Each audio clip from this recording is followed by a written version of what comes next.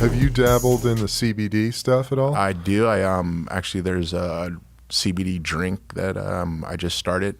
Oh, sweet. Yeah, so that was because I do the lotion every night for my neck, of course. After having all of my discs fused and disc replacements, I go through pain because I wrestle. I'm doing jiu-jitsu. Guys are pulling on my neck, snapping me down, front headlocking, getting chokes on me, and I got to fight them off. I'm hitting double legs, hitting single legs, taking punches, taking jabs, right hands, uppercuts. Head kicks. There's too much going on in there.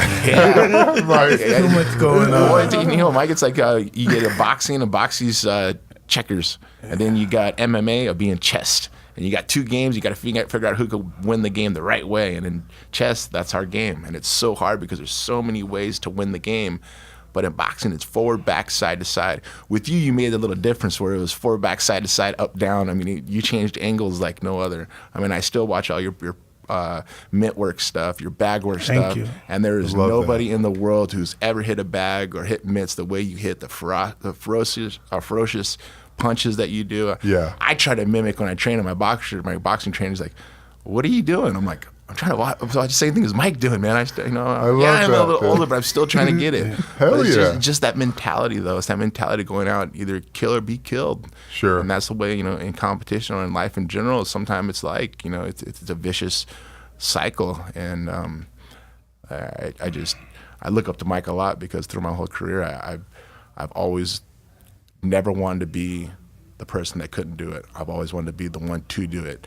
And exactly. I remember back in 2001 at the MGM, at Mandalay Bay, Mike came walking in and he came sat in my dressing room and he was sitting down on the floor and watching me hit pads.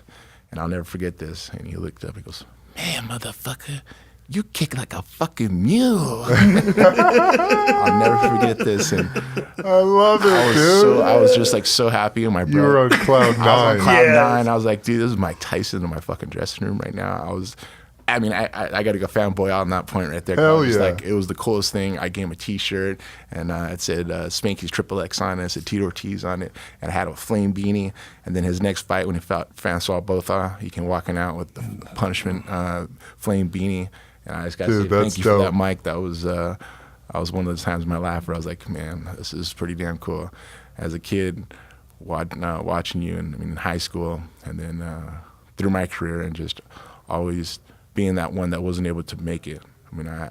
I don't think my life can compare to yours because you've been through many great things, made challenges. But I kind of compare it as we came from nothing and we weren't supposed to make it, and we made it.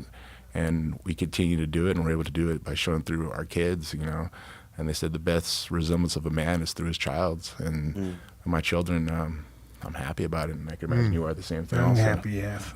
It's great. This is just one champ talking to another one. Like I say, I'm still competing. I still love it. I still have the hunger. I still have the grind. And I remember Mike said, not to quote exactly, but he's talking about walking to the cage, and people saying, "How do you feel when you walk into the cage?" And he's saying, "I'm in such fear of losing for my fans, losing for my family. But by the time I walk into the cage, I'm unstoppable. Or I walk into the ring, I'm unstoppable. And every time in my fight, every time I walk out, every single time I get ready for my fight, I have that same mentality. I'll be walking out, I have tears coming down my eyes because the fear is leaving my body.